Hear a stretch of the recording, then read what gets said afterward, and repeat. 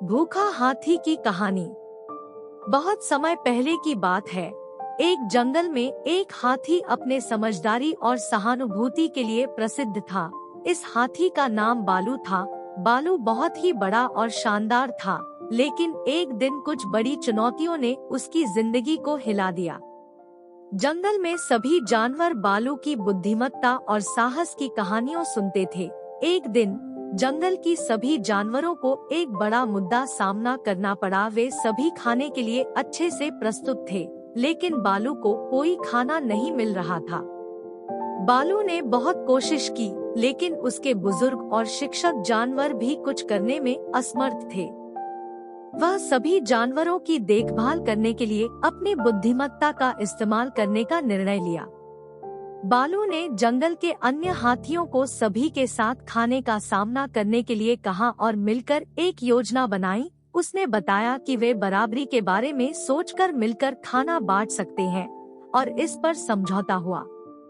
शुरुआत में सभी जानवर इस योजना को स्वीकार करने में हिचकिचाए, लेकिन बालू ने उन्हें यकीन दिलाया कि एक एक करके सभी को लाभ होगा।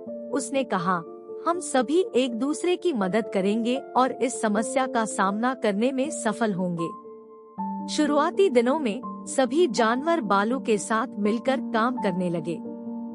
हर किसी ने अपने अपने योग्यताओं के हिसाब से काम किया और जंगल को एक साथ रहने के लिए स्वच्छ और सुरक्षित बनाए रखा। लेकिन समय के साथ बालू को अपनी बुद्धिमत्ता का और भी प्रयोग करना पड़ा। एक दिन वह जंगल के आदिवासी लोगों को देखा जो उसके आसपास बसे हुए थे। उन्हें देखकर उसे एक नई योजना आई। बालू ने जंगल के आदिवासी लोगों से मिलकर उनसे यह कहा कि वह उनके साथ मिलकर जंगल को सुरक्षित रखने के लिए उनकी मदद करना चाहता है। उन्होंने उन्हें बताया कि यदि वे जंगल की सुरक्षा करेंगे तो उन्हें भी जंगल में रहने का हक मिलेगा और उन्हें भी जंगल के सामरिक समृद्धि का हिस्सा बनाए रखा जाएगा।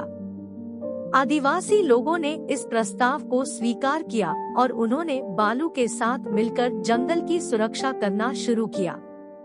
बालू और आदिवासी लोगों की संगठना ने जंगल को सुरक्षित बनाए रखने के लिए कई कदम उठाए। उन्होंने वन्यजनों की सुरक्षा के लिए स्थानीय ग्रामीणों को शिक्षित किया, जंगल के विकास के लिए काम किया और वन्यजनों के साथ संबंध बनाए रखने का प्रयास किया।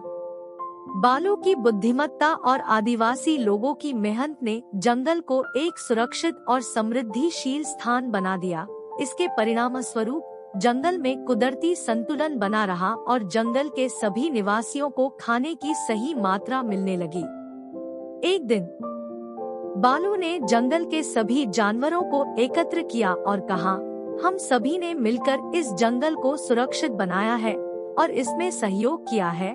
हमारी यह साझेदारी ने हमें सभी को बचाया है।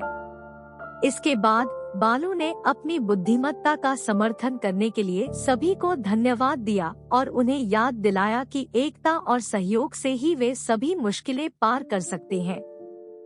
इसके बाद से जंगल में सभी जानवर एक दूसरे के साथ मिलकर रहने लगे और उन्होंने एक समृद्धिशील और सामरिक जीवन का आनंद लिया। बालू की बुद्धिमत्ता ने उन्हें सिखाया कि अगर हम मिलकर काम करें और समस्याओं का सामना करें तो हम सभी कुछ हासिल कर सकते हैं। इस कहानी से हमें यह सीखने को मिलता है कि सफलता के लिए एकता और सहयोग अत्यंत महत्वपूर्ण है। चुनौतियों का सामना करने के लिए सामूहिक प्रयास और साहस हमें अच्छे रिजल्ट्स तक पहुंचा सकते हैं। बालू ने अपनी सफलता की कहानी को देश भर में फैलाई और लोगों में जागरूकता बढ़ाने का कार्य किया। उसकी यह कहानी बच्चों को, विद्यार्थियों को और बड़े लोगों को सहयोग, जिम्मेदारी और सामूहिक समृद्धि के महत्व के बारे में सिखाती रही। बालू की बुद्धिमत्ता और सहानुभूति की भावना ने जंगल के सभी निवासियों के बीच एक नया आत्मविश्वास बढ़ाया। उन्होंने सबको यह दिखाया कि अगर वे एक साथ मिलकर काम करें तो कोई भी चुनौती असंभव नहीं है। बालू ने जंगल को एक बड़े परिवार की भावना के साथ जोड़ दिया। उसने दिखाया कि यदि हम समृद्धि की दिशा में साथ मिलकर काम करते हैं तो हम सभी को बेहतर भविष्य की दिशा में बढ़ने का एक सामर्थ्य प्राप्त होता है। इस कहानी से हमें यह भी सीखने को मिलता है कि हर किसी का योगदान महत्वपूर्ण होता है और आपसी सहयोग से ही हम अधिक से अधिक सामूहिक समृद्धि का निर्माण कर सकते हैं। बालू की इस कहानी से आगे के दिनों में जंगल में और भी बदलाव हुआ। लोग अब एक दूसरे के साथ मिलकर जंगल की सुरक्षा में और बड़े समर्थ सामूहिक परियोजनाओं में योजना बना रहे थे। बालू की कहानी ने दिखाया कि एक व्यक्ति की छोटी सी पहल कैसे समृद्धि और समृद्धि में बड़ा परिवर्तन ला सकती है। हमें चाहिए कि हम भी अपने सामर्थ्य का सही तरीके से इस्तेमाल करें और अपने समाज में सहयोग और सामूहिकता की भावना बढ़ाएं। इस कहानी से हमें यह सीखने को मिलता है कि बुद्धिमत्ता, सहानुभूति और सामूहिक समर्थन से ही हम अच्छे समाज का निर्माण कर सकते हैं और अपने साथी जीवों के साथ एक संतुलित और समृद्धिशील जीवन का आनंद ले सकते हैं।